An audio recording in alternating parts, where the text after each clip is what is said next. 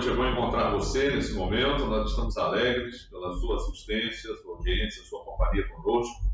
Estamos alegres também por estar mais uma vez cultuando ao Senhor, ainda nessa modalidade. Nós já vislumbramos algumas igrejas já treinando, não é, os membros para um retorno regrado, não é? A presença desse vírus, ela muda os nossos hábitos, a gente tem que ficar ligado, a gente não pode se distrair, né? A gente não pode se expor, e então nós estamos programando, né, esse retorno, e Deus nos abençoe, não é? E nós vamos orar nesse momento. Nós temos já recebido notícias de pessoas que têm enfrentado dificuldade. Agora mesmo, a irmã Maria do Espírito Santo, que a gente carinhosamente chama de Cravina, pediu que nós orássemos por uma colega dela, uma colega da área da saúde, né, que está internada e o estado se agravou, né, o estado de saúde dela. Também, em contrapartida, o nosso caseiro, o Cavalcante, o caseiro da nossa chácara, melhorou, tem uma perspectiva de alta para a próxima semana. Vamos agradecer a Deus. Por um lado, a gente agradece, por outro lado, a gente suplica, a gente clama, não é? E também a gente pede o consolo de Deus para pessoas que estão já enlutadas, não é? Nós lembramos aqui o Daniel Beato, que é lá do Rio de Janeiro, cunhado do pastor Amaury Jardim, uma família grande, né? E em 91 anos partiu, vitimado pelo coronavírus. A sua esposa está internada, também em tratamento. Então a gente precisa orar, deve orar. A nossa agenda sempre está com essa urgência, né? Vamos orar então? Senhor, muito obrigado por estarmos mais uma vez reunidos para te cultuar. E também, Senhor, colocamos diante de ti esses pedidos de oração, pedidos de consolo para pessoas que perderam seus entes queridos, pedido de cura, de urgência, clamor pelas pessoas que estão, Senhor, precisando, estão internadas em tratamento, uns mais graves e os outros menos graves. A gente pede, Senhor, que Tu estejas atendendo, agindo, interferindo, e também agradecendo aqueles que já voltaram para casa, aqueles que estão melhorando. A situação é essa, o quadro é esse, e a gente, Senhor, se coloca diante de Ti, contando, Senhor, com o Teu poder, com a Tua ajuda, com o Teu consolo. Nós pedimos que Tu estejas nos abençoando também na continuidade desse culto. Nós oramos, nós agradecemos, em nome de Jesus. Amém. Convidamos você para ler conosco o texto da Palavra de Deus. Nós vamos fazer a leitura alternada. Esse texto está na carta aos Efésios, no capítulo 1. Eu costumo chamar esse texto de um salmo, né? Aqui é um texto que Paulo escreve e ele começa com uma bendição, com um bendito, não é? Ressaltando a graça de Deus, ressaltando a vocação de Deus para abençoar, e ele diz por quê, não é? Então nós vamos ler na carta aos Efésios, capítulo 1, do versículo 3 até o versículo 14. Eu costumo chamar isso de salmo que escreveu o apóstolo Paulo, né? Nós vamos ler, como a gente faz aqui, de 2 em 2 versículos. Eu e a congregação que você vai dela, você vai ouvir a voz, né? Efésios capítulo 1, de 3 a 14. Bendito Deus e Pai de nosso Senhor Jesus Cristo, que nos tem abençoado com toda sorte de bênção espiritual nas regiões celestiais em Cristo, assim como nos escolheu nele antes da fundação do mundo, para sermos santos e irrepreensíveis perante ele, e em amor nos predestinou para ele, para a adoção de filhos, por meio de Jesus Cristo, segundo o beneplácito de sua vontade, para louvor da glória de sua graça, que ele nos concedeu gratuitamente no amado, no qual temos a redenção pelo seu sangue, a remissão dos pecados segundo a riqueza da sua graça, que Deus derramou abundantemente sobre nós em toda a sabedoria e prudência, desvendando-nos o mistério da sua vontade, segundo o seu beneplácito que propusera em Cristo, de fazer convergir nele, na dispensação da plenitude dos tempos, todas as coisas, tanto as dos céus como as da terra. Nele digo, no qual fomos também feitos herança, predestinados segundo o propósito daquele que faz todas as coisas conforme o conselho da sua vontade, a fim de sermos para louvor da sua glória, nós, os que de antemão esperamos em Cristo. Em quem também vós, depois que ouvistes a palavra da verdade, o evangelho da vossa salvação, tendo nele também crido, fostes selados com o Santo Espírito da promessa, o qual é o penhor da nossa herança, até o resgate da sua propriedade em louvor da sua glória. Amém, aleluia. Né? É um salmo em que Paulo aponta a pessoa de Cristo como aquele para quem, a partir de quem, né? Para quem convergem todas as coisas e a partir de quem todas as bênçãos de Deus nos alcançam. Não só especificamente, eu digo nós, alcançam toda a humanidade, alcançam todos aqueles que, para essas bênçãos, eles se abrem, né? Eles aceitam, eles creem nelas por meio da fé. Vamos cantar Jesus me guia, que prazer. Um hino de nosso cenário 265, desculpem, 165 de nosso inário, Salmos e Hinos. Convidamos você a cantar e na sua vida isso seja uma convicção, não é? Que Jesus guia a sua vida. Jesus me guia, que prazer, palavra de consolação. Por onde for no meu viver, me guia sempre a sua mão.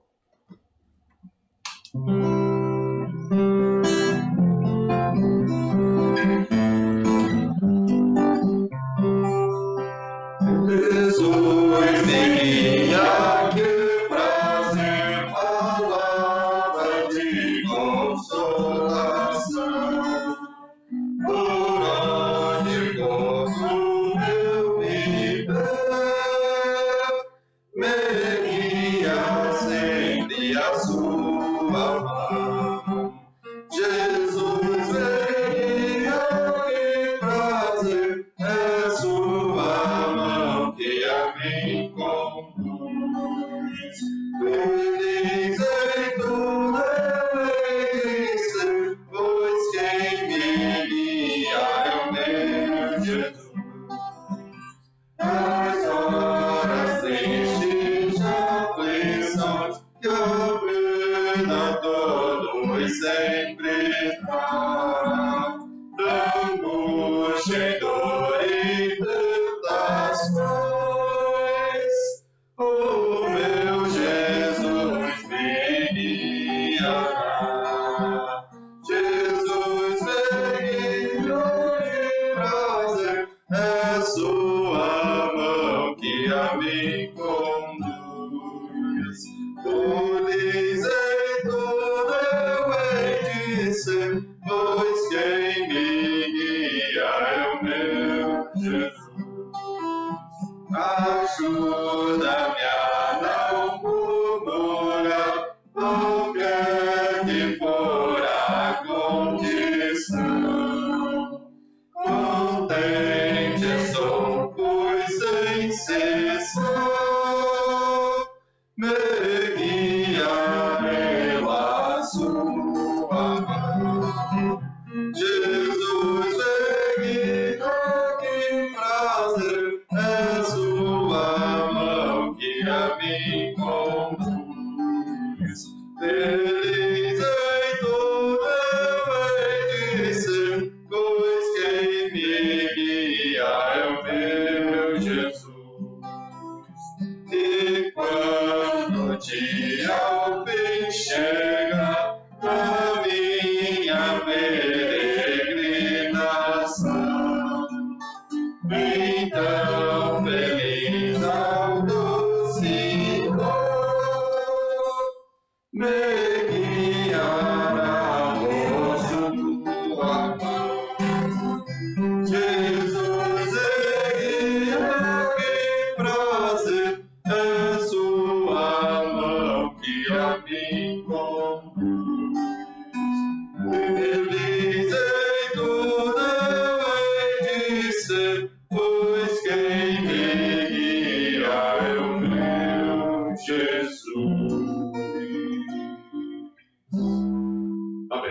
essa seja uma realidade na sua vida, né? Jesus nos guia e nos dá prazer, Jesus nos dá alegria. Sua mão que nós conduz, feliz em tudo, nós somos, haveremos de ser, né? Jesus, o cântico que nós vamos cantar agora, nos salva. Ele veio para te salvar. Jesus veio para te salvar. Não é? A Bíblia é essa mensagem central da Bíblia. Né? Jesus veio para buscar e salvar o que se havia perdido. Ou seja, todos nós nos desviamos do caminho. Né? E Jesus veio buscar aquele que está no desvio. Então ele veio para nos salvar. Vamos cantar?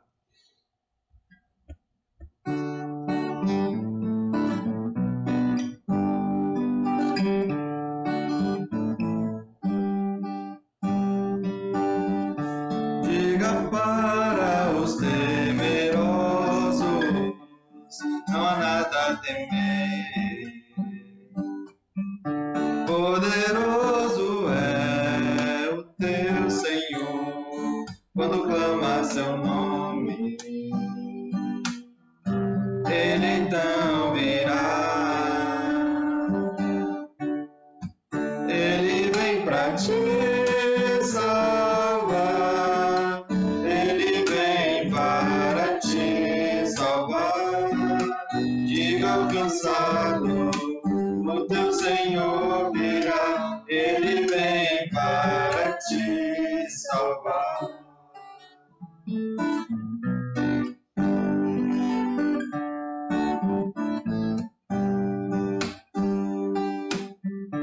Diga para os abatidos, não percam a fé. Poderoso é o teu Senhor, quando chama seu nome. Ele então virá. Ele vem pra te salvar. Ele vem para te salvar. Diga ao cansado, o teu Senhor virá. Ele vem para te salvar. Ele vem para te salvar. Ele vem para te salvar. Contempla o Senhor e te levantarás. Ele vem para te salvar. Ele é o teu refúgio em meus lutas, um escudo na tempestade, uma torre na tristeza, fortaleza em meio à batalha. Ele vem pra te salvar.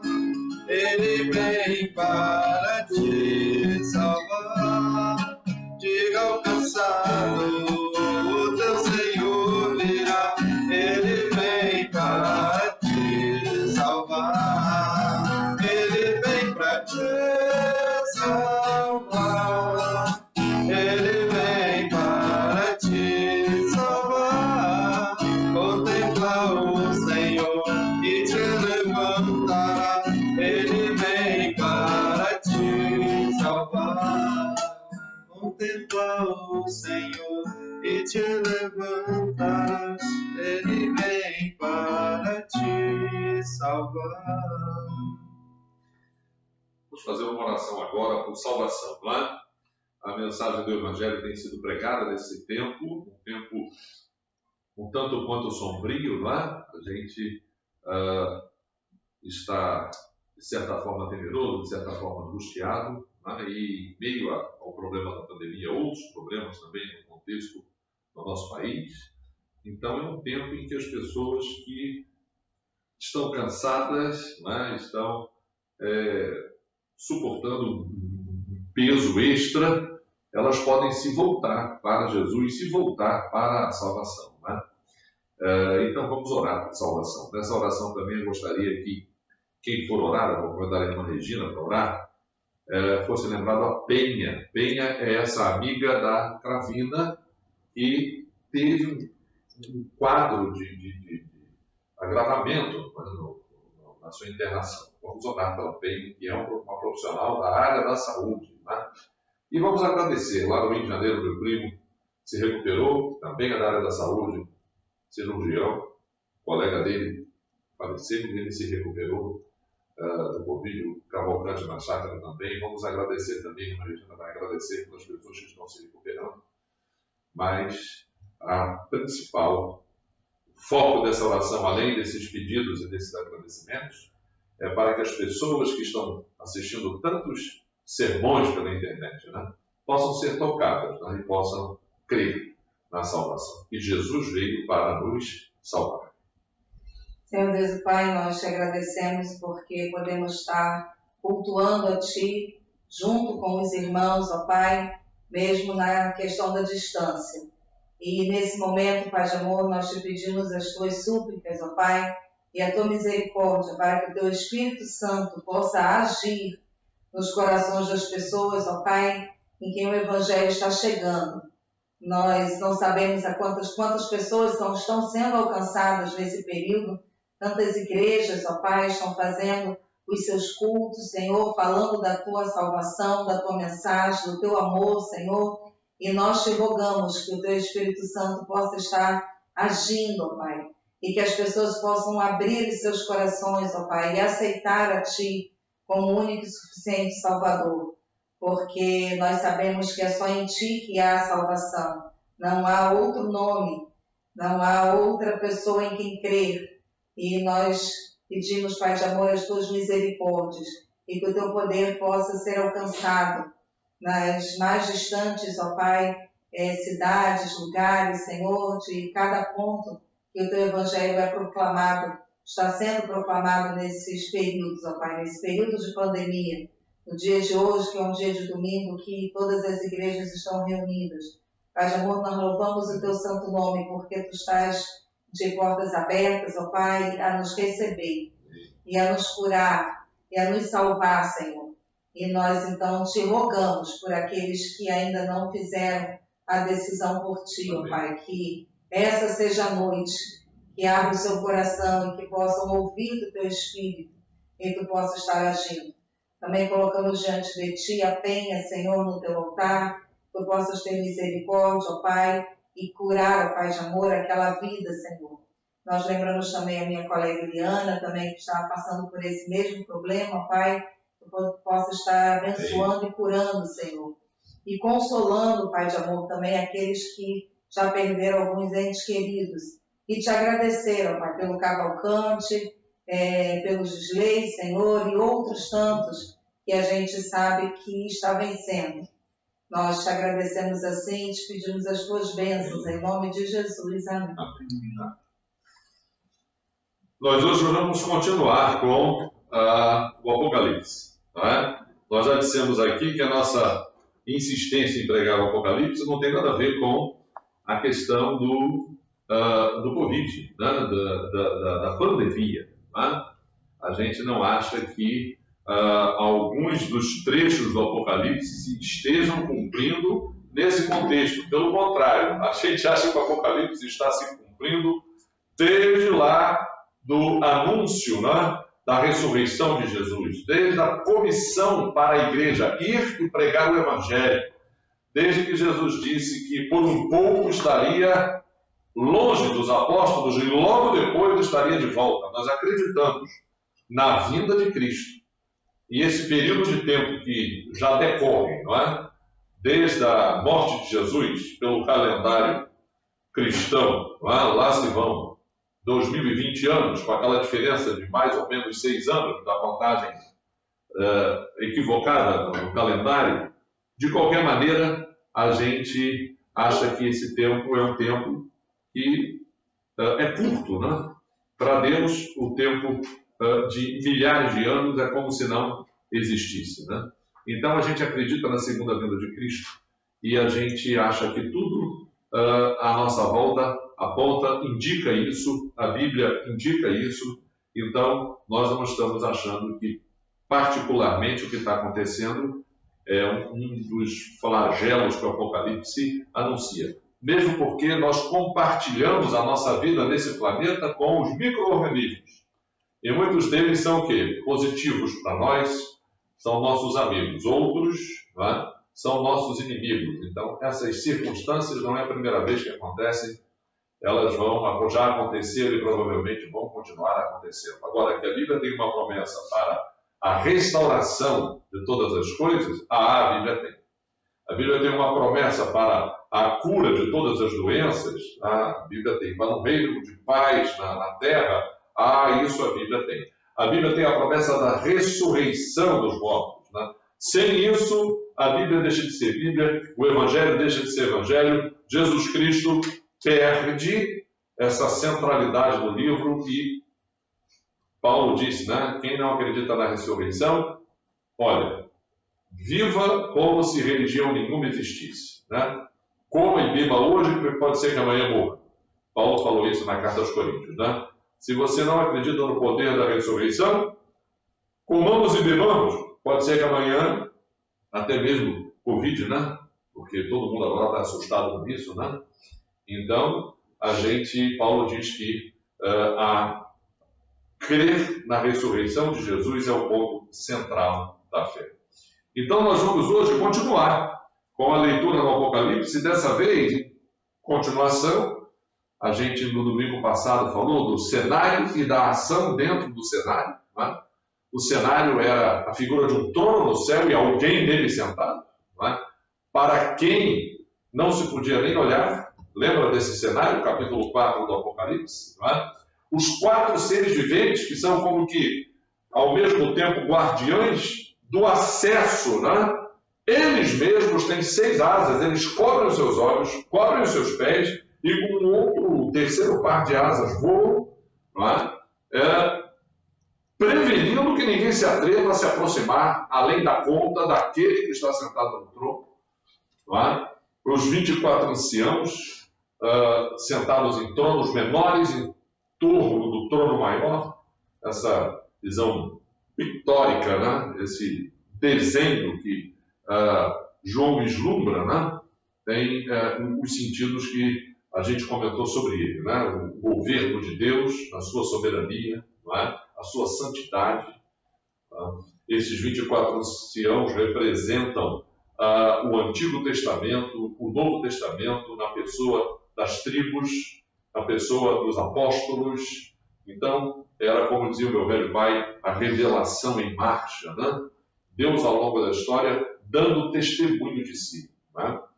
E nós falamos que eles representam a tradição judaico-cristã, tão enxovalhada por pessoas desavisadas. Né?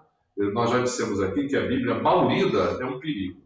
Agora, a Bíblia lida com sabedoria, né? Com oxigenação, né? É uma maravilha. Né? Então, tem muita gente desavisada, gente mal informada, às vezes até mal intencionada, entendeu? Que torce o que a Bíblia diz. Agora, nós também dissemos aqui que a Bíblia tem a sua opinião. Não é? Há pessoas que elas querem ter a sua opinião e defender com unhas e dentes a sua opinião. Não é? Achando que a sua opinião, o seu modo de pensar, não pode ser o quê?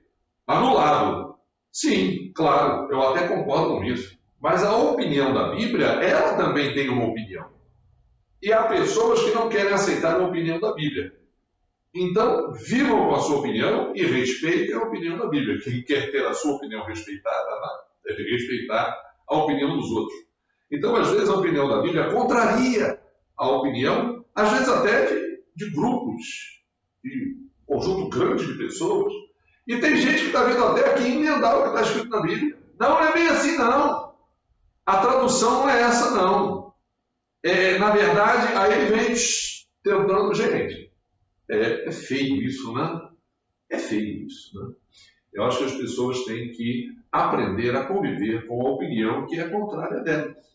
Então, às vezes, a tradição judaico-cristã, e eu estou me referindo à tradição judaico-cristã, o Antigo Testamento e o Novo, lidos com inteligência. Tem, sim, uma opinião contrária. Às vezes até contrária à sociedade. em todo o seu conjunto, aceita. Né? Então, o que fazer? Ora, ou você aceita, acata e até tenta, né, a viver de acordo com essa opinião que a Bíblia tem, ou você rejeita.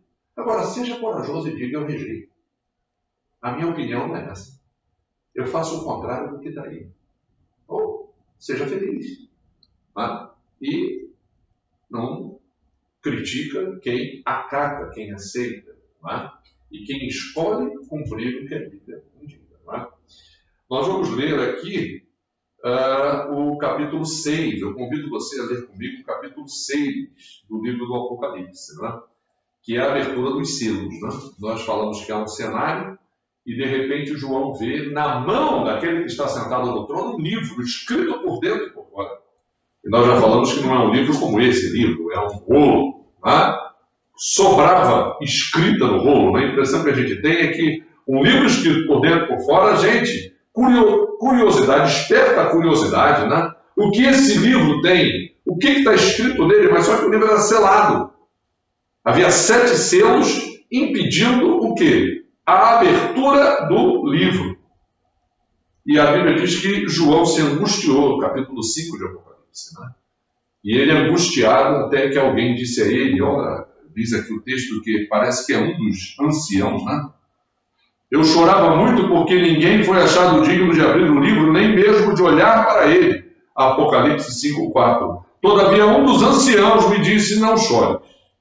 Eis que o leão da tribo de Judá, a raiz de Davi, venceu para abrir o livro e os seus 7 selos. Então, o cordeiro, né, ele arrebatou o livro da mão daquele que estava sentado no trono. Eu vi no meio do trono e dos 4 seres viventes, Apocalipse 5:6, de pé, no meio dos 4 seres viventes e entre os anciãos, de pé, um cordeiro, como tendo sido morto. Ele tinha 7 chifres, bem como 7 olhos, que são os 7 Espíritos de Deus enviados por toda a terra. Jesus glorificado tem os mesmos atributos do Pai. Jesus, ele se esvaziou da sua deidade para assumir a forma de servo, para morrer na cruz para nos salvar. Uma vez glorificado, todos os atributos do Pai também pertencem a ele. A onisciência aqui, todo o poder, não é? São de Jesus Cristo. E agora ele veio, pois, e tomou o livro da mão direita daquele que estava sentado no trono. E uma vez que ele tomou o livro, ele vai abrir os selos. Né? Então nós vamos agora, no trecho de hoje, no sermão de hoje, a gente vai acompanhar a abertura dos selos. Vamos ler o capítulo 6? Fazendo aquela leitura, né, que a gente faz. Eu lerei 2 versículos, a minha congregação aqui mais 2, e nós vamos assim até o final do capítulo 6 de Apocalipse. Nós vamos ler o capítulo todo, 1 a 17. Vi quando o cordeiro abriu um dos 7 selos, e ouvi um dos 4 seres viventes, dizendo, como se fosse voz de trovão, vem. Vi então, e eis um cavalo branco, e o seu cavaleiro com um arco, e foi-lhe dada uma coroa, e ele saiu vencendo e para vencer. Quando abriu o segundo selo, ouvi o segundo ser vivente dizendo, vem. E saiu outro cavalo vermelho, e ao seu cavaleiro foi-lhe dado tirar a paz da terra, para que os homens se matassem uns aos outros. Também lhe foi dada uma grande espada.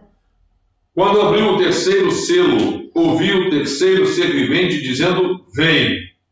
Então vi, e eis um cavalo preto, e o seu cavaleiro com uma balança na mão, e ouvi uma como que voz no meio dos 4 seres viventes, dizendo, uma medida de trigo por 1 denário, 3 medidas de cevada por 1 denário, e não danifiques o azeite e o vinho. Quando o cordeiro abriu o 4º selo, ouvi a voz do 4º ser vivente dizendo, vem. E olhei, e eis um cavalo amarelo, e o seu cavaleiro, sendo este chamado Morte. E o inferno estava seguindo. e foi-lhes dada autoridade sobre a quarta parte da terra para matar a espada, pela fome, com a mortandade e por meio das feras da terra. Quando ele abriu o quinto selo, vi debaixo do altar as almas daqueles que tinham sido mortos por causa da palavra de Deus e por causa do testemunho que sustentavam. Clamaram em grande voz, dizendo: até quando, ó soberano Senhor, santo e verdadeiro, não julgas nem vingas o nosso sangue dos que habitam sobre a terra? Então a cada um deles foi dada uma vestidura branca. Eles disseram que repousassem ainda por pouco tempo, até que também se completasse o número dos seus conservos e seus irmãos que iam ser mortos, como igualmente eles foram. Vi quando o Cordeiro abriu o sexto selo e sobreveio grande terremoto. O sol se tornou negro como saco de crina, a lua toda como sangue. As estrelas do céu caíram pela terra como a figueira, quando abalada por vento forte, deixa cair os seus figos verdes. E o céu recolheu-se como um pergaminho quando se enrola. Então todos os montes e ilhas foram movidos do seu lugar. Os reis, os grandes, os comandantes, os ricos, os poderosos, e todo escravo e todo livre se esconderam nas cavernas e nos penhascos dos montes. E disseram aos montes e aos rochedos: caí sobre nós e escondei-nos da face daquele que se assenta no trono e da ira do Cordeiro. Todos nós? Porque chegou o grande dia da ira deles. E quem é que pode suster-se? Vamos orar mais uma vez? Pedir ao Isaac para que ore nesse instante, para nós darmos continuidade à nossa mensagem dessa noite. Senhor Deus e Pai, agradecemos imensamente a leitura da Tua Palavra, Senhor, o privilégio de estarmos reunidos em Teu nome e o privilégio, Senhor, de termos o Espírito Santo como nosso guia. Invocamos Ele neste momento para que possa nos fazer compreender as verdades da Tua Palavra, Senhor, os ensinamentos que quer nos passar nessa noite. Em nome de Jesus, amém. A gente vai apreciar agora a leitura dos selos do Apocalipse. Evidentemente que se a gente ler comentários diversos, né, a gente tem uma série de indicativos para a compreensão dos selos, né? Os tipos de interpretação que existem, não é? Indicando os selos que se cumprem ao longo da história, selos indicações de que eles ainda vão se cumprir, indicação que não, já se cumpriram todos, eles vão se cumprindo ao longo do tempo, enfim. A gente não vai apreciar agora esses indicativos, né? Nós vamos focar em outras lições que a gente acha que são lições de aspecto geral que o Apocalipse nos dá e que tem relação com o principal da Bíblia, que é a salvação do pecador, a advertência para que há um tempo sendo contado e que esse tempo indica que a vinda de Cristo vai acontecer e a igreja, enquanto ela estiver no mundo, vai anunciar a ressurreição de Jesus, vai anunciar a segunda vinda de Jesus, vai anunciar o arrependimento dos pecados e, como nós dissemos aqui, à medida que a igreja faz isso, sem dúvida nenhuma, eventualmente, ela vai, na sua profecia, no seu anúncio do Evangelho, indicar aspectos da conduta humana reprováveis pela palavra de Deus. A igreja, ela não está no mundo para se engajar numa luta que seja fora do seu principal objetivo, que é testemunhar a respeito de Jesus. Então, o principal da igreja é isso. Então, testemunhando acerca de Jesus. Pode ser assim, que a igreja, ela diga e tenha uma palavra e tenha uma postura que até vá de encontro a determinados aspectos da sociedade, né? Como aconteceu com Jesus, né?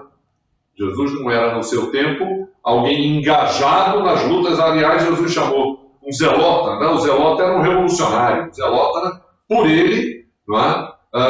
A todo momento haveria atentados contra o Império Romano, que era o poder daquela época, não é? Aliás, a profecia de Jesus sobre a destruição do templo, que aconteceu no ano 70, quando o imperador Tito, não é? cercou Jerusalém. Quem provocou aquela revolta que levou à destruição do templo de Jerusalém foram os zelotas. Mas Jesus não se engajou em nenhuma das vertentes de protesto político e de direitos humanos do seu tempo. Jesus focou naquilo que a Bíblia diz que é o principal, na condição humana, que é a necessidade do reconhecimento do pecado para a salvação individual. A salvação ela é individual e a igreja precisa anunciar isso, dar testemunho disso para que quem creia seja salvo. E a primeira coisa que a gente quer destacar aqui é, voltando um pouquinho lá no capítulo 5, quando João diz, eu vi, no versículo 6, Apocalipse 5, 6, vi no meio do trono e dos 4 seres viventes e entre os anciãos de pé um cordeiro como tendo sido morto. A gente quer destacar como primeiro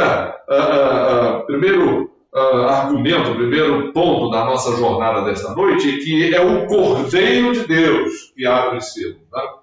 Jesus é o Cordeiro de Deus que tira o pecado do mundo. Eu vou pedir que alguém leia para mim João, capítulo 1, 29. Não é? É interessante a figura de João. João, ele é um sacerdote fora de ofício. Ele é filho de Zacarias. Era para que ele estivesse se preparando para ser sacerdote.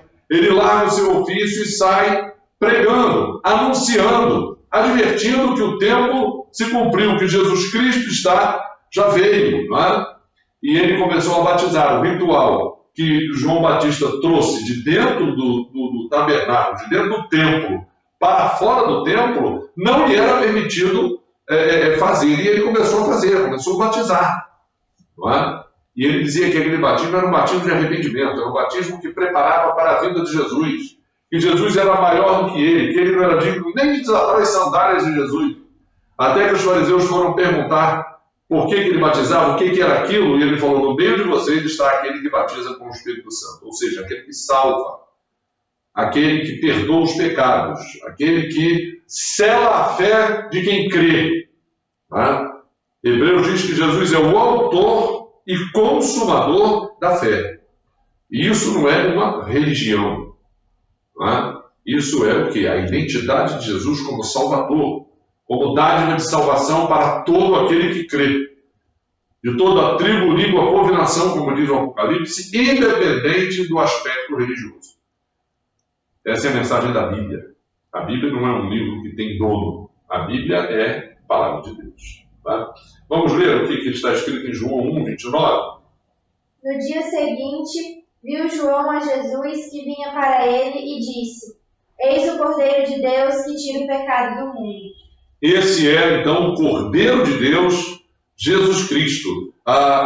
O sacrifício pelo pecado, o Cordeiro, na tradição judaica, desde a Páscoa lá no Egito, era símbolo do perdão. Não é? O Cordeiro inocente era morto, para que simbolizasse o quê? A necessidade de derramamento de sangue para o perdão do pecado. A pessoa que era o ofertante punha sobre a testa, né, a cabeça do cordeiro, a sua mão, como que dizendo, é por minha causa que esse cordeiro há de morrer. E João Batista disse, o cordeiro não é aquele do templo. O ritual não é aquele do templo. Esse é o cordeiro, e é o cordeiro de Deus. Lembram de Abraão?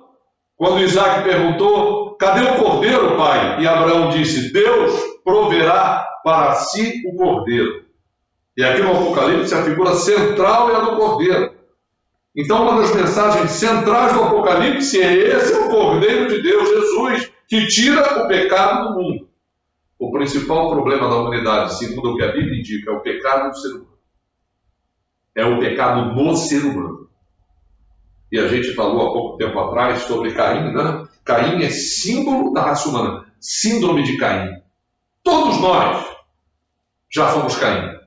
Alguns continuam sendo. Todos nós temos o nosso dia de Caim. Se você creu, você então se tornou como Abel. Né? Que a Bíblia diz que Deus advertiu Caim, Deus apontou o pecado de Caim, Deus falou, isso é contra você. Você tem que dominar isso. Gente, será que você não tem ao alcance dos teus olhos pessoas que não dominam em si o seu próprio pecado? Que são cínicas. Que têm coragem de dizer com a cara mais cínica que aquele erro eles não cometeram. Não, aquilo não é verdade. A gente está cercado de gente assim, cínica.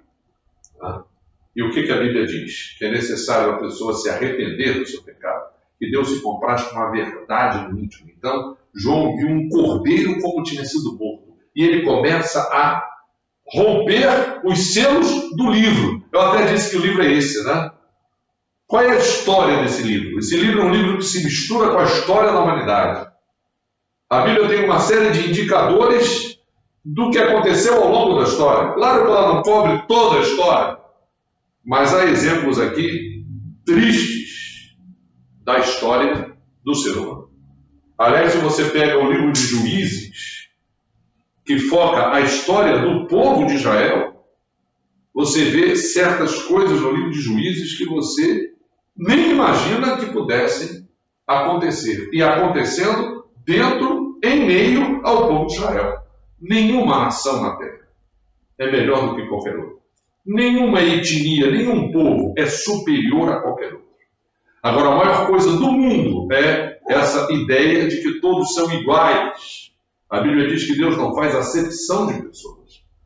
A coisa mais difícil do mundo é as pessoas se entenderem como iguais. Então, um segundo aspecto que a gente quer destacar é que o significado de romper os selos do livro. Eu estou dizendo que o livro do Apocalipse é como se fosse esse livro, talvez seja esse livro, porque a chave para compreender esse livro é Jesus. A história desse livro, toda ela aponta para Jesus. Paulo diz aqui na carta aos Efésios que em Jesus convergem todas as bênçãos que Deus tem para o ser humano. Então, um segundo aspecto que eu quero destacar aqui na questão da continuidade do drama do Apocalipse, né? Porque os selos vão sendo abertos e vão acontecendo coisas, a história vai se desdobrando, né? O Apocalipse dá essa ideia. Quem abre os selos é Jesus. Quem é o foco central na história da salvação, a figura central na história da humanidade, é Jesus. Então é esse aspecto que a gente quer destacar aqui. É o segundo aspecto que a gente quer destacar aqui nesse processo de abertura, né, dos selos. Né? E a terceira coisa é o livro em si. Né? O que está escrito no livro? Jesus Cristo, ele desvenda os nossos olhos para que nós possamos compreender o que está escrito no livro. João chama Jesus de o Verbo que se fez carne. Jesus é o Verbo. Jesus é o Logos de Deus. Jesus é a Palavra de Deus. E a Bíblia diz que Jesus se faz carne para que a gente possa ter revelado o que Deus quer nos revelar, o que Deus tem para nos revelar. Seria o maior engodo do mundo, né? A maior fraude do mundo, se a gente dissesse que a Bíblia não tem nenhuma pista a respeito de Deus. Ou se existe um Deus, ele existe, mas nada falou, nada revelou. Então Deus existe e Deus fala. E o que ele fala está no livro. E para que você compreenda o livro, é necessário que você creia em Jesus Cristo.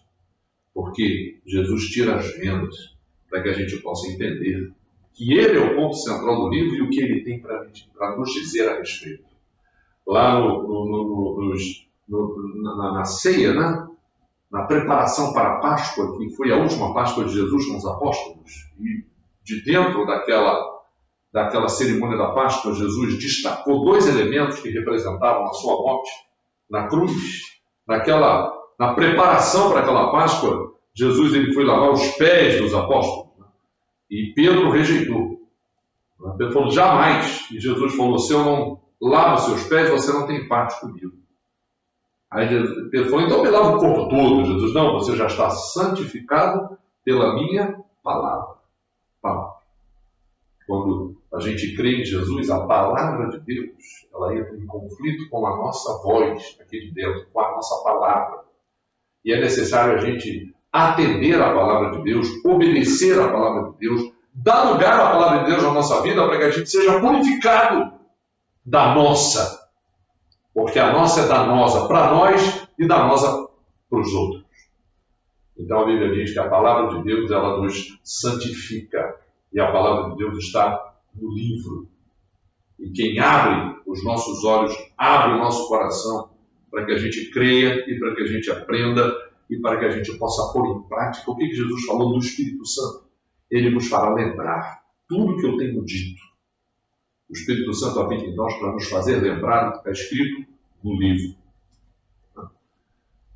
Então, sem mais demora, vamos ver o que aconteceu quando o Cordeiro abriu o primeiro selo. Diz aqui que o Cordeiro, João falou, eu vi quando o Cordeiro abriu um dos 7 selos, ouvi um dos 4 seres viventes dizendo, vem. O que se desencadeou? Então, João diz que ele viu então um cavalo branco e o seu cavaleiro com um arco, foi-lhe dado uma coroa e ele saiu vencendo e para vencer. Esses cavalos, né? João tira lá do trecho de Zacarias, né? Vamos dar uma lida em 2 versículos de Zacarias para a gente entender o que significam esses cavaleiros e esses cavalos, né? Eu gostaria que alguém lesse para mim primeiro Zacarias 1, 4. Depois Zacarias 1, aliás, primeiro Zacarias 1, de 8 a 10. Fala especificamente dos cavalos, né? Depois Zacarias 1, 15.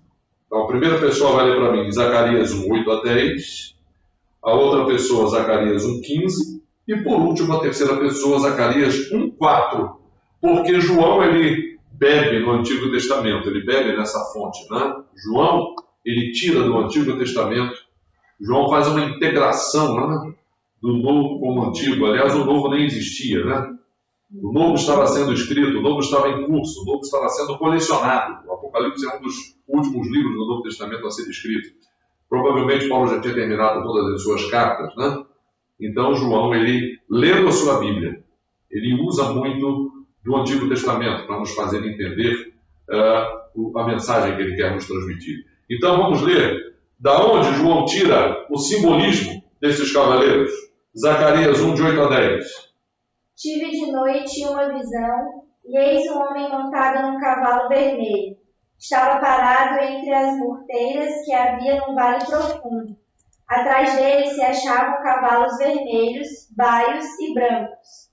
Então perguntei, meu senhor, quem são estes? Respondeu-me o anjo que falava comigo, eu te mostrarei quem são eles. Então respondeu o homem que estava entre as morteiras e disse, são os que o Senhor tem enviado para percorrerem a terra. Então a gente já sabe que esses cavaleiros percorrem toda a terra, né? Então a primeira coisa que a gente tem que aprender sobre os selos, eles afetam o planeta inteiro. Eles afetam todas as pessoas, todos os habitantes. São acontecimentos da história, e essa história é uma história comum a todos que estão no planeta. Então, essa primeira lição a gente vai aprender com respeito aos cavaleiros e os selos, no rompimento dos selos, eles saem pela terra, né? E eu gostaria agora que eu me lesse para mim Zacarias 1,15. E com grande indignação estou irado contra as nações que vivem confiantes, porque eu estava um pouco indignado, e elas agravaram o mal. Aqui, nesse livro de Zacarias, Deus está anunciando que o povo de Israel vai voltar. Aliás, já até voltou. Então, Deus define como a sua soberania atuando nos grandes impérios, nas grandes nações, permitindo que o seu povo escolhido, volte para a terra prometida. Um outro aspecto, então, para que a gente compreenda é a soberania de Deus, a atuação de Deus na história, que resultou lá, na época de Zacarias, no retorno de Israel para a Palestina. Então, a gente deve entender que Israel continua sendo um indicador de Deus, um indicador do cumprimento das Escrituras e um ponto principal para que a gente possa entender os fatos relacionados aos últimos acontecimentos, a segunda vinda de Cristo e aquilo que aponta para a vinda de Cristo e antecede a vinda de Jesus. Os persas, eles ganharam a guerra contra os babilônios. E Ciro, o rei persa, ele libertou diversas nações para que voltassem para os seus lugares geográficos de origem, inclusive construíssem os seus templos, e a arqueologia achou um rolo de argila, né? Um cilindro de argila com esse decreto do rei Ciro, que deve ter sido copiado e recopiado muitas vezes.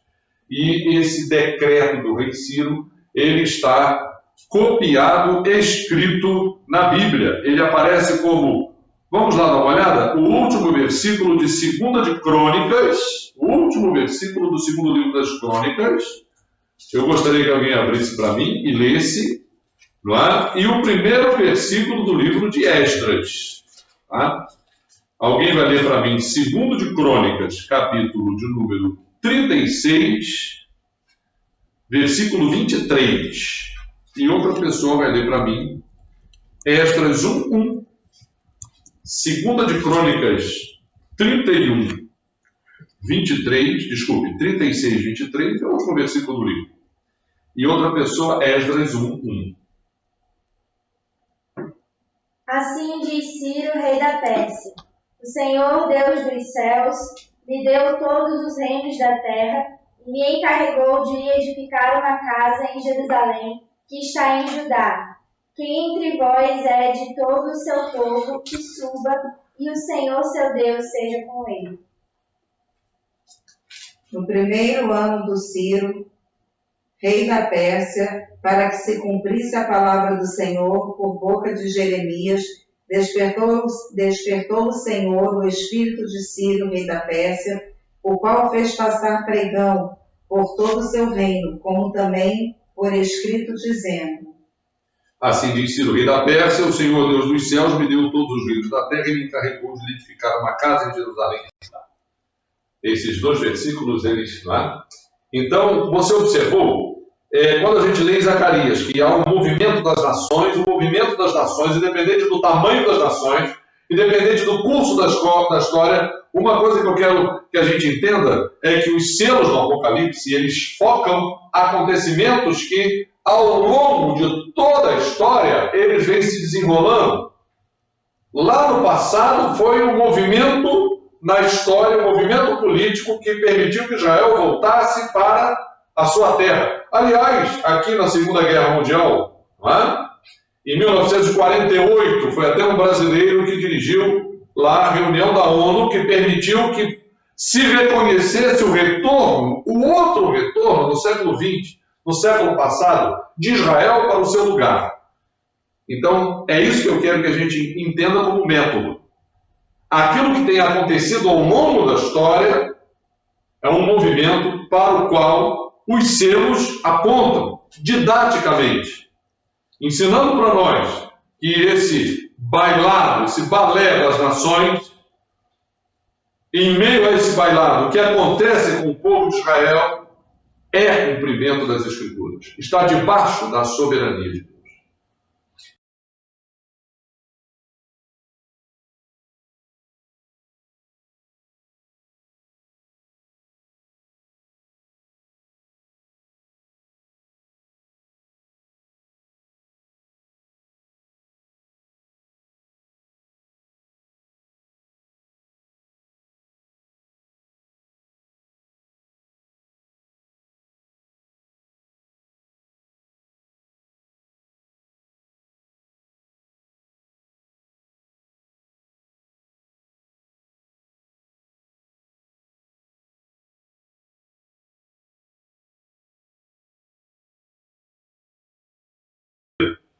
Lembra lá do sermão de Estevão? Estevão ponteou ao longo da história judeus, israelitas, que não se converteram, que descreram da mensagem de salvação.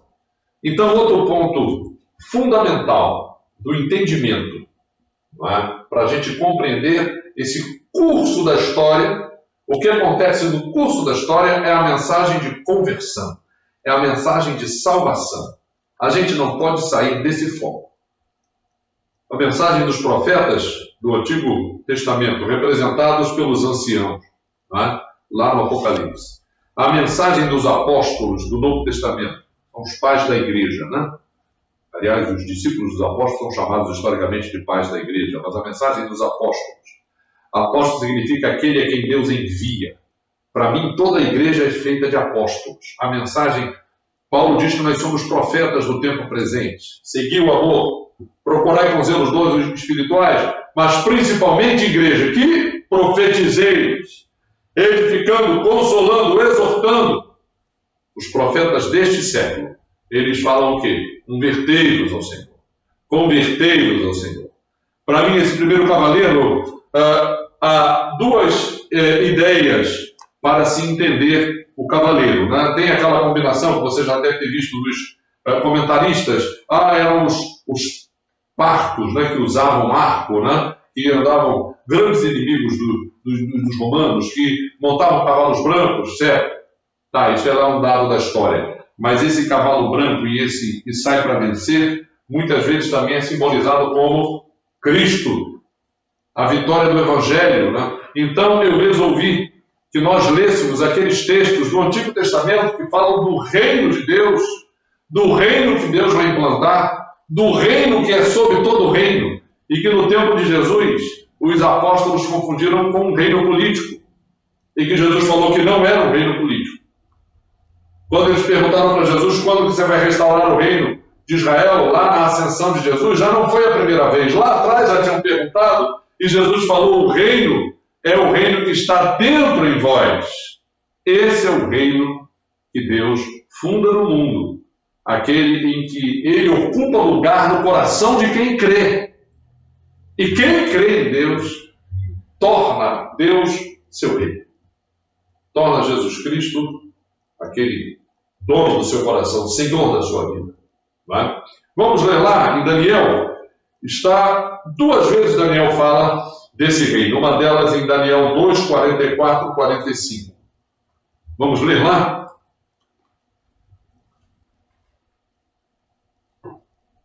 Daniel 2, 44 e 45. E outra pessoa vai abrir Daniel 4, 17 e 18. Daniel 2, 44 e 45. Depois Daniel 4, 17 e 18. Mas nos dias destes reis, o Deus do céu suscitará um reino que não será jamais destruído. Um reino que não será jamais destruído. No dia desses reis. Que reis? A profecia de Daniel se aplica lá ao tempo dos impérios persas, alcança até a fase da vitória dos gregos sobre os persas por Alexandre o Grande. Então, o reino de Deus, desde quando? Deus suscita o seu reino. Quando que o seu reino terá um cumprimento total? A Bíblia deixa isso em suspenso, né? Mas o reino de Deus já está presente. Né? Pediu Isaac para ler de novo, só interrompi para que frisasse. Né? Agora escute com detalhe, né? A respeito da leitura que ele vai fazer sobre a implantação do reino de Deus. Mas nos dias destes reis, o Deus do céu suscitará um reino que não será jamais destruído. Este reino não passará a outro povo, esmiuçará e consumirá todos estes reinos, mas ele mesmo subsistirá para sempre. Como viste que do monte foi cortada uma pedra sem auxílio de mãos, e ela esmiuçou o ferro, o bronze, o barro, a prata e o ouro. O grande Deus fez saber ao rei o que há de ser futuramente. Certo é o sonho e fiel a sua interpretação. Na verdade, Daniel está evangelizando Nabucodonosor, né, gente? Que se converte depois. No capítulo 4 a gente vai ver Nabucodonosor convertido. Que as pessoas dizem que isso daí é uma balela, que isso daí não é histórico, isso tudo é uma invenção. Desculpem, eu acho que Daniel evangelizou Nabucodonosor e muito provavelmente Nabucodonosor se converteu. Eu tenho como histórico essa profecia de Daniel e essa palavra de Daniel àquele rei para que se convertesse. Então, é muito interessante, é o pesadelo que ele teve. Ele sonhou com uma estátua que lá, lembram? Aquela sucessão de ouro, prata, bronze, ferro com barro, e aí uma pedra enorme, não é? Uma rocha enorme, derruba todos os reinos, não é? E prevalece para sempre, mas não é um reino político. Desculpa, a igreja não veio para anunciar um reino político. A igreja não veio para participar de um reino político. A igreja não veio para se misturar com questões políticas. A igreja veio para anunciar o reino eterno. A igreja veio para anunciar a necessidade de conversão do pecador. A igreja veio para destacar o que a Bíblia põe como ponto principal na condição humana, que é a podridão, o pecado, a maldade que existe dentro do coração humano. Jesus em Marcos capítulo 7, Jesus diz que de dentro do coração humano é que procedem os maus desígnios. A Bíblia diz que a cura para isso é o Cordeiro de Deus que tira o pecado do mundo. Ao longo da história, independente do tempo político, a Bíblia tem apontado para isso, tem dado testemunho disso. Para mim, o Cavaleiro Branco indica esse reino que não tem fim. E ao lado de tudo mais que acontece, ao lado da pandemia, ao lado lá da peste na Europa, no século XIV, ao lado da gripe espanhola, no início do século XX, enfim, a mensagem do reino continua. O Cavaleiro Branco, né, a mensagem do Evangelho, ela acompanha o curso da história. Deus não se deixa sem testemunho. Vamos ler Daniel 4? Daniel 4, 17 e 18. Esta sentença é por decreto dos vigilantes e esta ordem por mandado dos santos, a fim de que conheçam os viventes que o Altíssimo tem domínio sobre o reino dos homens e o dá a quem quer, e até ao mais humilde dos homens constitui sobre eles. Isto vi eu, rei Nabucodonosor, em sonhos. Tu, pois, ó Beltazar, dize a interpretação, porquanto todos os sábios do meu reino não me puderam fazer saber a interpretação, mas tu podes, pois há em ti o Espírito dos deuses santos. Quem que Nabucodonosor aprendeu? Que o reino dos homens, os homens acham que o reino lhes pertence. É só a gente dar um pouquinho de história, né, gente? Para ver o tamanho dos impérios que se dissolveram, que se acabaram, que se foram, que se consumiram. Né? Então, Deus é soberano. Isaías tem um versículo que diz que as nações para Deus são como um pingo d'água que cai de um balde. Vamos fazer essa experiência? Faz a experiência na sua casa. Enche um balde d'água. Depois você pega o conta-gotas e pinga um pingo no balde cheio d'água. As nações para Deus são como um pingo d'água que cai de um balde. Então, para mim, esse cavalo branco, né, é o indicador de que há um reino, que esse reino é eterno, esse reino prevalece sobre todos os outros.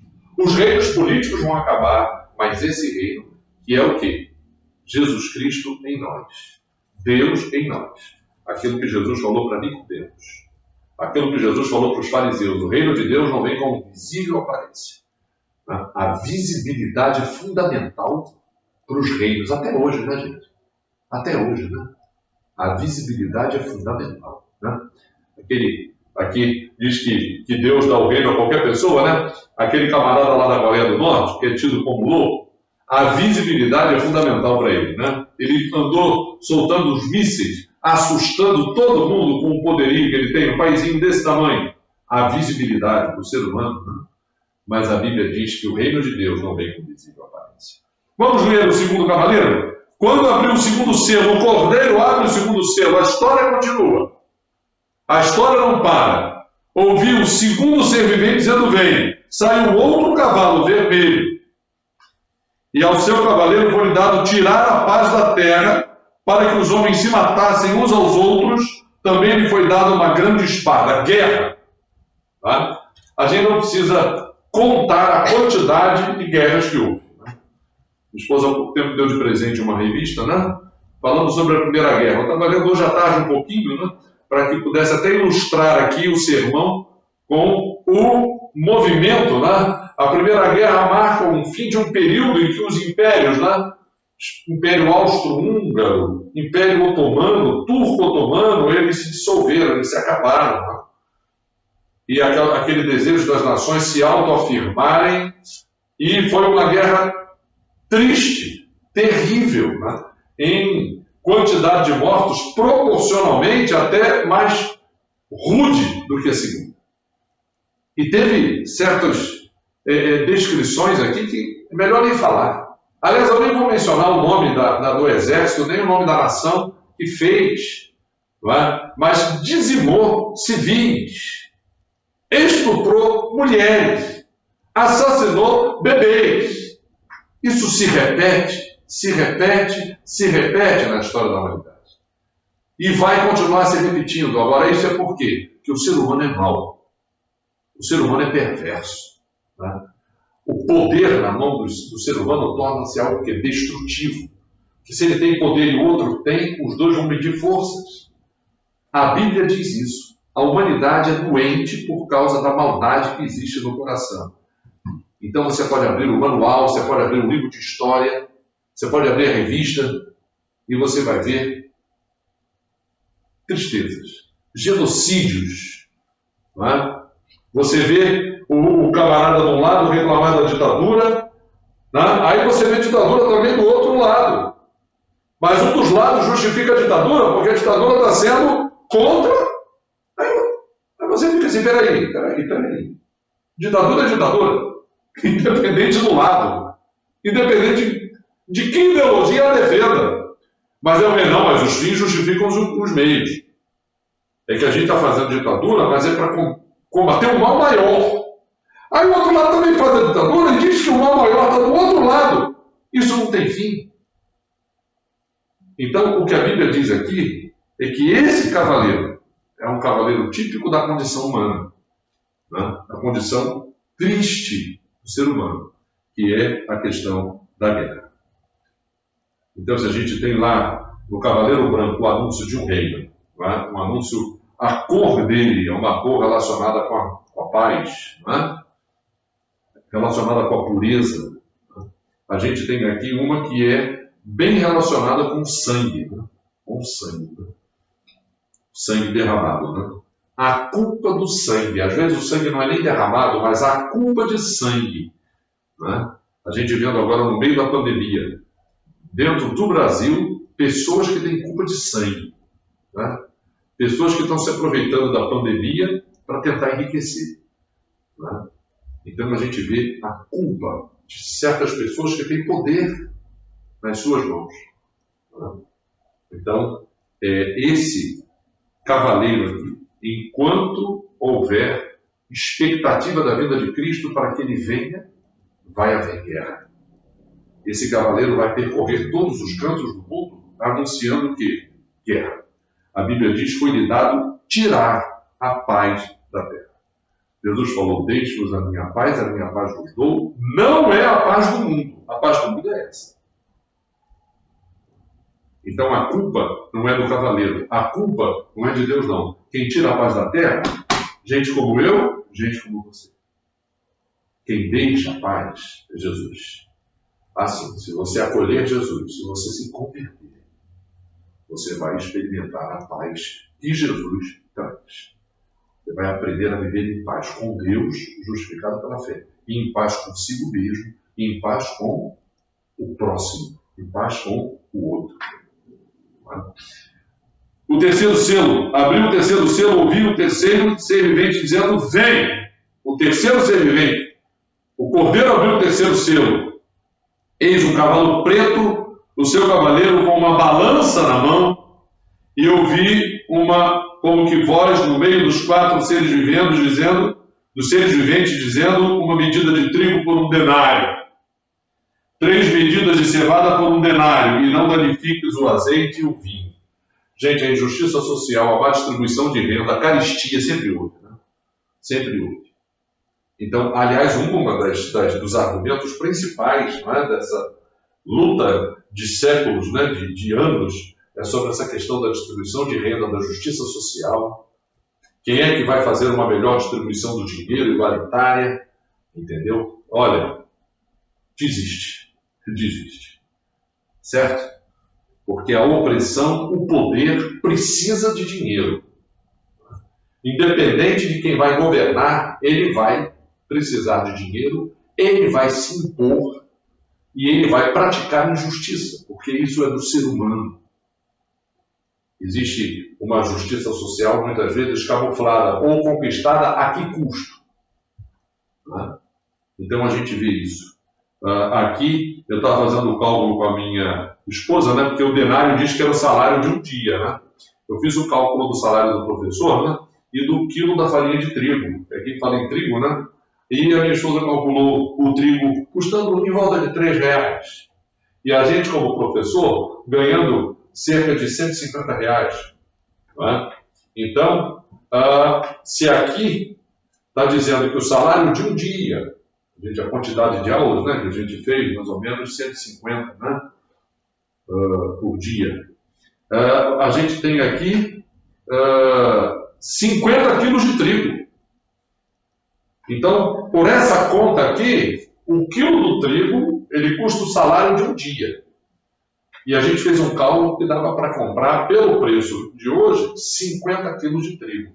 Aqui nesse simbolismo, né, da questão econômica, da má distribuição de renda no mundo, da exploração do ser humano, né, a gente viu que o salário de um dia é o salário de um denário, dá para comprar uma porção de trigo. Eu, na minha conta hipotética aqui, eu pensei em 1 quilo. Mas aqui é uma porção de trigo. Então, esse selo, ele diz que enquanto houver história no mundo, enquanto houver curso na história da humanidade, a exploração vai acontecer, a exploração econômica vai acontecer. Tá? Alguém vai turbinar o preço e vai colocá-lo acima do que deveria. Então, isso daqui é um outro flagelo, né, da humanidade. Tá? E o quarto selo, diz aqui, quando o cordeiro abriu o quarto selo, ouvi a voz do quarto ser vivente dizendo, vem, e olhei, e eis o cavalo amarelo, e o seu cavaleiro sendo este chamado Morte, e o inferno estava seguindo, e foi-lhe dada a autoridade sobre a quarta parte da terra, para matar a espada, pela fome, com a mortandade e por meio das feras da terra. Outra coisa aqui que é fácil você atribuir a responsabilidade disso ao ser humano.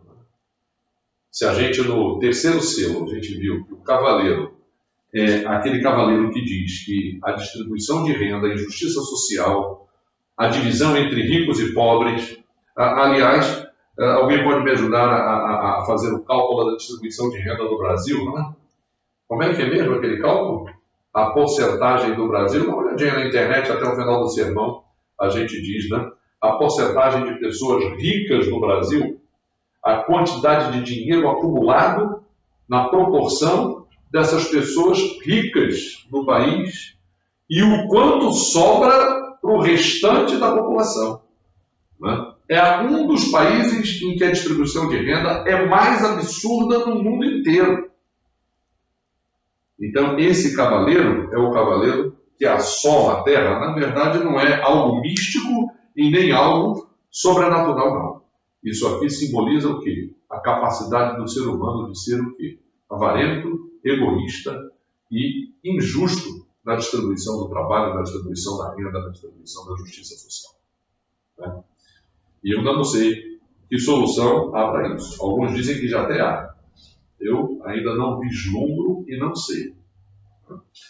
E aqui o quarto selo fala da fome, fala da morte, fala da mortandade, fala do desequilíbrio ecológico, né? Aqui diz mortandade por meio das feras da terra. Uma das recomendações na Bíblia para o povo de Israel, quando ocupou a Palestina, é que não fizesse o quê? Derrubada de florestas. Né? É que evitasse guerras de extermínio, porque a quantidade de pessoas habitando equilibrava, né, a ocupação da Palestina com equilíbrio, evitaria que as feras atacassem seres humanos, elas ficariam no seu habitat, né? Seguiriam a sua cadeia alimentar. Há pouco tempo estava discutindo e comentando com a minha esposa, né, sobre as fazendas da África em que os leões estão atacando os seres humanos. Né? Mas a dieta dos leões não é a carne humana que ele acha ruim. O ser humano, o leão, acha muito fedorento, né? E barulhento. O leão não gosta do barulho que a gente faz. Mas por que eles estão atacando pessoas nas fazendas lá no habitat dele, na África? Porque a zebra, a girafa, os animais da cadeia alimentar, eles foram mortos pelos caçadores, eles estão desaparecendo. As zebras e as girafas estão dentro de reservas. Né? Então, há um desequilíbrio. Então, esse ataque, essa morte, esse morticínio por meio de feras da terra é um indicador do desequilíbrio ecológico. A fome é outro indicador da injustiça social. Será que há fome na terra? Quantas crianças morrem de fome? Quais são as contas? Quanto se gasta com armamentos? O maior gasto do planeta é com armamentos. É se preparando para a guerra. Para a terceira guerra, que vai ser a última. Né? Que vai ser apocalíptica. Né? Pelo que estão dizendo, usando o termo apocalíptico para um fim sinistro. Né? Apocalipse não é um livro com uma escatologia sinistra. É uma escatologia que aponta para a salvação. Então, esse cavaleiro aqui indica coisas que o homem provoca. Morte. E quando eu falo em inferno, é a opção do ser humano. Uma vez eu me lembro que alguém me perguntou sobre o inferno, se a Bíblia fala sobre o inferno. E que é inferno? Eu falei, inferno é uma opção. Aquele que não vai morar na casa do Pai. Jesus falou, na casa de meu Pai muitas moradas, mas na casa do Pai entra quem foi lavado pelo sangue de Cristo. Senão ele vai entrar na casa do Pai e vai transformar a casa do Pai o quê? Nisso que é o planeta. Então eu expliquei assim. Quem não escolhe entrar na casa do Pai, quem não deixa que Deus entre na sua vida, fica fora da casa do Pai. Fora da casa é o inferno. É uma opção. O inferno é uma opção. A pessoa acostumada a fazer a maldade, a fazer o mal, se for para um lugar onde ele não pode fazer o mal, onde ele não pode continuar roubando, não pode continuar fraudando, não pode continuar matando, eu acho que isso é um inferno na vida dele. Né? Conseguiu ver a estatística? Uhum. A estatística da desigualdade social no Brasil, qual é? Vamos ver aqui. O Brasil tem a segunda maior concentração de renda do mundo. O 1% mais rico no Brasil, 1%, concentra 28,3% da renda total do país. 1% mais rico do nosso país concentra 28, quase 30% da renda total, conforme o ranking sobre o desenvolvimento humano no Brasil. O Brasil só perde para o Catar em desigualdade de renda. 1% no Catar concentra 29%. 1% no Brasil concentra 28,3%. Um dos piores países em concentração de renda. Gente, quem é responsável pela distribuição da renda no nosso país? Hein? Qual é o governo que melhorou a distribuição de renda no nosso país? Continua essa estatística aí. Né? Então diz aqui o texto, o quinto selo. Nós vimos que o quarto selo é um selo que indica coisas que são típicas da condição humana. Fome, mortandade, opção pelo mal. E quando eu falo em inferno, é aquele que insiste em optar pelo mal. Não é? Desequilíbrio ecológico, o quinto selo. Quando ele abriu o quinto selo, vi debaixo do altar as almas daqueles que tinham sido mortos por causa da palavra de Deus e por causa do testemunho que sustentavam. O quinto selo indica a expectativa da vinda de Cristo. Junto com tudo isso que acontece no mundo, que a gente viu aqui. A implantação do reino, o anúncio do reino, o apelo para a conversão ao reino, conversão para que Deus habite no coração. A questão do curso da história e das guerras que acontecem, o curso da história e a desigualdade social, má distribuição de renda que acontece, o poder está associado ao dinheiro, a mortandade, a morte em termos indignos. Né? A gente agora estava vendo essa questão da quantidade brutal de aumento de morte, né, no nosso país, e a gente vendo, né, assistindo e vendo a questão da estrutura da nossa estrutura de saúde, né, da assistência às pessoas, e a gente pensando na dignidade. Né? Existe uma morte que é uma morte com dignidade. Não é? Agora existe morte sem nenhuma dignidade. Então, esse cavaleiro, ele aponta para essa questão. Não é? E no quinto selo, há uma expectativa, né, de todas as pessoas que falam, meu Deus, até quando isso? Né? Pessoas que acreditam que Deus é soberano, pessoas que acreditam na salvação, pessoas que acreditam na segunda vinda de Cristo, só quem acredita se pergunta, meu Deus, então por que não vem logo? Por que isso não termina? E a Bíblia diz aqui que a eles foi dito, esperem, né? Esperem. Clamaram em grande voz, dizendo, até quando, ó soberano Senhor? Tem gente que não acredita em Deus e diz, puxa, se Deus é justo, nada disso aconteceria. Gente, não vamos colocar em Deus a culpa que é o quê? Nossa, a culpa da humanidade. O homem, conscientemente, a humanidade é essa que está aí. Então não vamos colocar em Deus a culpa que não é dele. E as pessoas aqui, o texto diz que há quem clama em grande voz, dizendo, até quando, soberano Senhor, santo e verdadeiro, não julgas nem vingas o nosso sangue dos que habitam sobre a terra. São os mártires. São as pessoas que anunciaram o Evangelho e por causa disso morreram. E aqui há então um suspense, né? Uma advertência do Apocalipse, dizendo, olha, espere. O tempo ainda não é esse. Né? A cada um deles foi dada uma vestidura branca e lhes disseram que repousassem ainda por pouco tempo, até que se completasse o número dos seus conservos e seus irmãos, que iam ser mortos como igualmente eles foram. É uma maneira do Apocalipse, né? Não sei se isso é consolo, né? Olha, tem muita gente para morrer como vocês foram, serem perseguidos como vocês foram, serem mártires do anúncio do Evangelho, como Estevão foi, como Tiago foi, como Paulo foi, como Pedro foi, e tantos outros, até anônimos, foram. Gente que é perseguida por pregar o Evangelho até hoje. Né? Então, aqui o Apocalipse diz, olha, isso vai ficar um pouco como está. E quando a gente lê em 2 de Pedro, a gente vê que isso é o quê? Uma oportunidade que Deus dá para que mais pessoas se salvem. Né? Tem gente que acha que quando lê o Apocalipse, pensa num Deus iroso, né? Num Deus iracundo, num Deus feroz que se vinga. Não. A Bíblia diz que Deus adia a consumação dos tempos e dos séculos, porque dá oportunidade para que as pessoas o quê? Se convertam. Deus tem uma expectativa de que as pessoas se convertam. Lembra da história de Abel, você falou Cael, né? Caim e Abel, né? Deus procurou Caim. Deus não livrou Abel do assassinato. Deus procurou Caim. Então, por incrível que pareça, Deus procura primeiro o quê? Os vilões. Primeiro os maus. Então, foi dito ali no Apocalipse, espera, porque por incrível que pareça, muita gente vai morrer como vocês morreram, porque Deus está procurando os maus.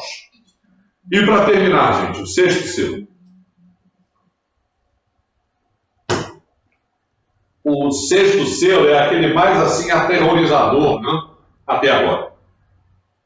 Para o 7º selo vai vir um intervalo, e a gente vai ter um intervalo de uma semana, né? Porque a gente vai terminar o sermão aqui. Nós não vamos falar do 7º selo, são 7. Nós vamos apenas comentar o 6º selo. E no 6º selo, antes de comentar, eu gostaria que alguém lesse um texto de Amós 5:20. Esse texto de Amós 5:20, para mim, ele dá uma panorâmica, um esboço do comentário do 6º selo. Para que você entenda o 6º selo, é interessante ler Amós 5:20. Não será, pois, o dia do Senhor trevas e não luz? Não será completa escuridão sem nenhuma claridade? O dia do Senhor. Né? Os profetas menores, os profetas maiores, eles falavam do dia do Senhor. Havia entre os judeus uma cultura de que o dia do Senhor era o dia do juízo de Deus sobre as nações que oprimissem Israel, né? Então, quando Israel foi para o cativeiro, eles ficavam querendo que o dia do Senhor viesse. Ou seja, que, por milagre, né, o povo de Israel fosse liberto do cativeiro. Por milagre, aquela nação mais poderosa com quem Israel se defrontava fosse vencida. Como aconteceu muitas vezes. E muitas vezes não aconteceu. Né? Mas ali, o que ele disse ali, a leitura? Por que vocês querem o dia do Senhor? O dia do Senhor é o quê? Escuridão. O dia do Senhor é o quê? Trevas. Trevas. Então, o dia do Senhor, na Bíblia, é o dia do juízo. É o dia que Deus vai intervir. É uma promessa da Bíblia. E esse selo descreve isso de uma maneira sombria. Né? Esse selo, o sexto selo, ele indica os elementos da Terra, né? Entrando. A gente sabe que terremoto tem, a gente sabe que furacão tem, a gente sabe que tsunami tem. Todas essas coisas está acostumado. Vulcões eclodem aqui e ali. Mas aqui vai haver um descontrole, vai haver uma sequência, vai haver uma continuidade que, fora do padrão, né? Bom, a gente que eu, de vez em quando, gosta de ler um pouquinho dos livros que falam sobre a questão dos vulcões, né? Então, como que eles ficam tentando prever quando que o vulcão vai explodir. Eu li um livro 600 graus Celsius, né? A história de um professor que levou uma turma de alunos no vulcão e, inopinadamente, aquele vulcão entra em erupção e 3 ou 4 dos alunos morrem. Um ou 2 desaparecem, né? E depois ele escreveu para dizer, como que tentando explicar, não é? Se eximir de toda a responsabilidade, dizendo que há uma imprevisibilidade. Imprevisível, imprevisibilidade. Tá? Desculpem aí, tá? Se eu não conseguir fazer com todas as sílabas, né? Mas é imprevisível o vulcão eclodir. Né? Então aqui não há um descontrole. Vi quando o Cordeiro abriu o sexto selo, sobreveio um grande terremoto, o sol se tornou negro. O pessoal diz que a morte dos dinossauros foi quando o sol se tornou negro. Quando colidiu com o planeta, um asteroide enorme projetou poeira para a atmosfera, congelou a Terra por um período, né? E aí os dinossauros todos morreram por causa dessa hecatombe, né? Então, não seria uma coisa absurda dizer que o sol escureceu como um saco de crina, a lua toda como sangue. As estrelas do céu caíram pela terra como figueira quando abalada por vento forte. Deixa cair os figos verdes. O céu recolheu-se como num pergaminho, quando se enrola. Todos os montes e ilhas foram movidos no seu lugar.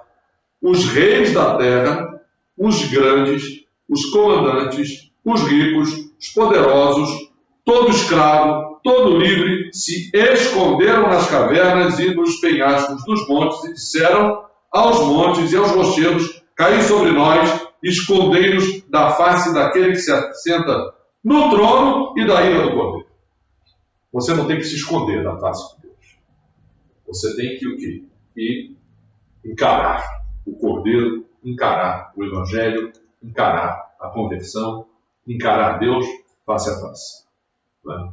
A Bíblia diz que Deus, Jesus Cristo, é Deus visto. É a imagem e semelhança de Deus. É o Deus invisível visto. Então você não tem que se esconder de Deus. Então aqui esse texto diz que um dia sim, os elementos da terra, todas as coisas na terra vão entrar numa desordem, mas não se preocupe não, que é uma desordem programada. Não é? E as pessoas vão ter muito medo, tanto medo que até mais medo do que medo do Covid. Né? Que grandes e pequenos, pobres e ricos estão tendo o mesmo medo. Se eu não me engano, lá no Rio de Janeiro, no início da epidemia, houve mais mortes no hospital de gente com mais recursos. Começou com um hospital de gente nível classe A, né? A mais. Então aqui o texto diz que as pessoas se esconderam. Chegou o grande dia da ira deles. Quem é que pode suster-se? Tem gente que não entende o que significa ira de Deus e ira do Cordeiro. Aqui em Romanos, se você ler no capítulo 1, contra o que Deus levanta a sua ira, Romanos 1,14, a ira de Deus se revela do céu contra toda impiedade e perversão dos homens que detêm a verdade pela injustiça. Porquanto o que de Deus se pode conhecer é manifesto entre eles, porque Deus lhes manifestou. Então Deus se revela contra a capacidade que o homem tem de ignorar Deus, ignorar o bem, preferir o mal, perverter aquilo que é verdadeiro da parte de Deus. Né? Então, a ira de Deus, ela não é gratuita, ela não afeta todos, ela se revela do céu contra quem é ímpio. Ímpio é aquele que não aceita a mensagem do Evangelho, não aceita a pregação do Evangelho, não aceita o arrependimento, não aceita a reconciliação com Deus. Então é uma opção. É uma opção. Então essas pessoas vão ter medo no dia que os elementos, né, mais do que já acontece, né, vão ter uma desordem como que programada. Né? E isso alerta para o dia do Senhor, o dia da segunda vinda de Cristo. Isso eu creio que vai ser um dia da história. Né? Tem gente que a interpretação que faz disso daqui é totalmente figurativa. Não vai ser um dia da história. Vai acontecer um dia em que essas pessoas vão ter esse medo, né? Porque se esconderam de Deus, preferiram ficar na sua maldade, renunciaram à mensagem de salvação, renunciaram ao Evangelho, não se converteram. Então esse é o selo que anuncia esse dia. Né? E para essas pessoas o dia do Senhor vai ser escuridade, vai ser um dia terrível. Não vai ser um dia de salvação. João diz na sua carta, essas pessoas vão se afastar envergonhadas, correndo de medo quando Jesus voltar. Que não seja assim com você. Senhor, muito obrigado pela tua palavra. Obrigado pela maneira como ela anuncia a necessidade de crermos no Cordeiro. Senhor, ele é o Cordeiro de Deus que tira o pecado do mundo. A necessidade, Senhor, de entendermos que o curso da história segue com o teu testemunho, Senhor, presente nela. E que é um livro que revela, Senhor, a salvação que o Cordeiro traz.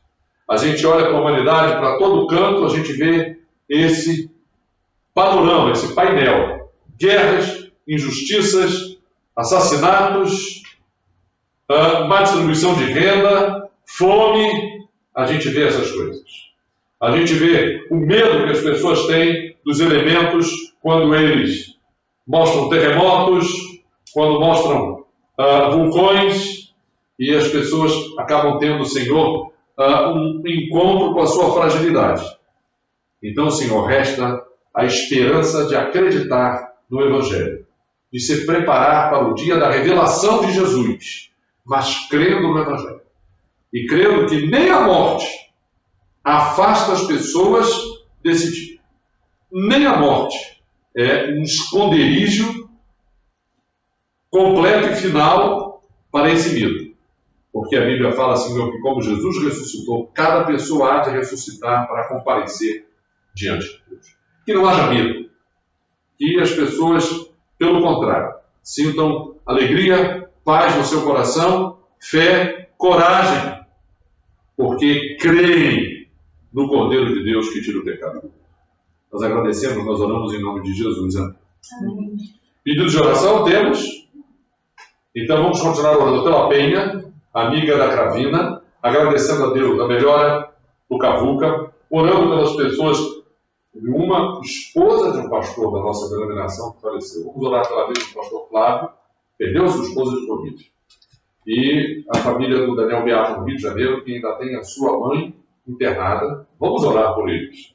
E vamos orar por tantas pessoas que precisam ter o consolo, o conforto, e pedir a Deus que amenize, não é, esse drama e console aqueles que já, a família daqueles que já partiram. Vamos cantar mais um hino? Vamos. Quem é Deus acima do Senhor? Quem é Deus acima do Senhor?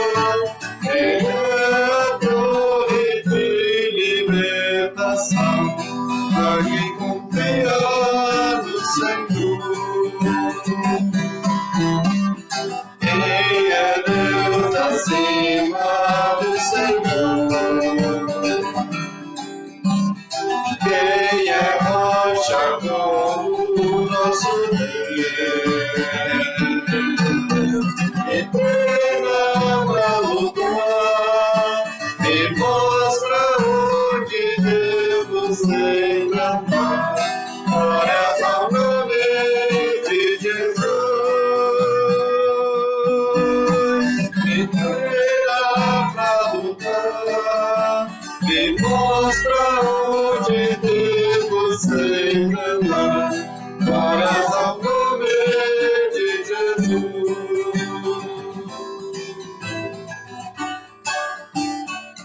Muito obrigado pela sua assistência. Não esqueça, terça-feira, nós estamos 19 horas, hora do Acre, 21 horas, hora de Brasília. Continuando a segunda viagem missionária do apóstolo Paulo em Atos dos Apóstolos. Passa a Macedônia e ajuda-nos.